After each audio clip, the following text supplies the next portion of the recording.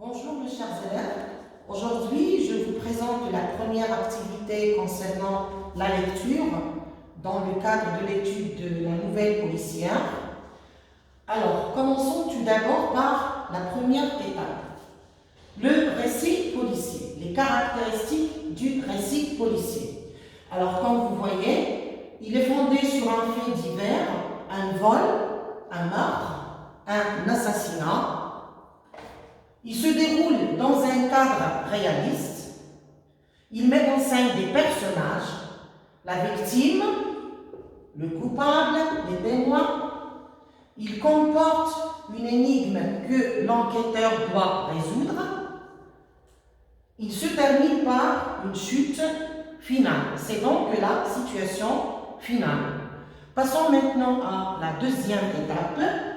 Concernant les étapes de la nouvelle policière, bien sûr, on doit tout d'abord mentionner que notre support, c'est la nuit des vampires, qui fera l'objet de l'étude de texte dans les trois séquences, la deuxième, la troisième et la quatrième séquence de la période 6. Alors, les étapes. Commençons tout d'abord par la situation initiale. Que fait le narrateur au juste?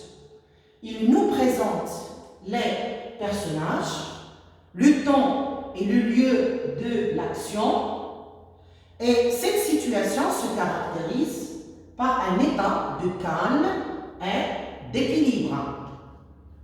L'élément modificateur, c'est un événement imprévu. C'est le problème qui perturbe la situation initiale de base, marquée par le calme. Les péripéties, ce sont des actions menées par les personnages pour trouver la solution.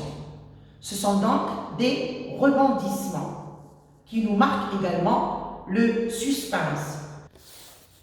Ce sont donc des rebondissements qui nous marquent également un aspect, c'est le suspense dans l'histoire.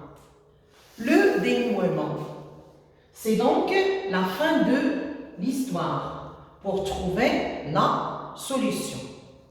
Donc, à partir des étapes de la nouvelle policière et des caractéristiques du récit ou genre policier, je vous invite, mes chers élèves,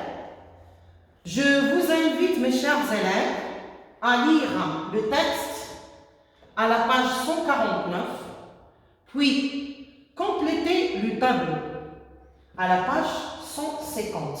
Bien sûr, à partir de la situation de la nouvelle policière. Alors, un passage narratif en relation avec ce que le narrateur nous raconte, un passage descriptif, la description du lieu ou du personnage, cela dépend du texte, et un dialogue. Et enfin, je vous invite, mes chers élèves, à compléter la partie « Je retiens » 151. Maintenant, passons à la deuxième activité, le lexique du genre policier. Passons maintenant à la deuxième activité, en relation toujours avec l'étude de la nouvelle policière. Un lexique du genre policier pour vous faciliter la compréhension de l'histoire. Le criminel, le malfaiteur, la personne qui a commis le crime, le délit, le crime qui a été commis. Les empreintes digitales, des traces laissées par les doigts. Et parfois, on peut trouver également d'autres traces, comme des traces capillaires, ça concerne les cheveux. L'alibi, une preuve qu'un suspect était absent du lieu du crime lorsqu'il a été commis. Exemple, il était en voyage. Les indices, des pistes ou des traces qui aideront l'enquêteur certainement à retrouver la trace du criminel. Le mobile, c'est le motif, c'est la raison qui pousse un coupable à commettre une faute. Exemple, l'argent, la jalousie, la drogue, l'amour, il y a plein de causes.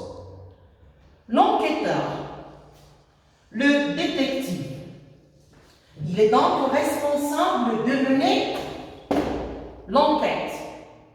La résolution, c'est donc la solution de l'énigme, le résultat de l'enquête. Le suspect, la personne que les enquêteurs soupçonnent d'avoir commis le crime. Le témoin oculaire, une personne qui a vu le crime. Un coupable, antonyme, innocent, l'accusé, la personne qui a commis une faute, un délit. Une preuve, ce qui sert à attester qu'un fait est vrai. Donc, le témoignage est basé sur quoi? Sur les preuves. Un interrogatoire, l'ensemble des questions que l'on pose à un suspect, un criminel ou un témoin. Une fausse piste, des traces trompeuses de faux indices. Alors là, c'est un lexique qui pourra vous faciliter la compréhension de l'histoire, surtout la nuit des vampires. Et je vous souhaite du bon courage concernant l'écriture de votre récit policier. Et à la prochaine vidéo, Inch'Allah.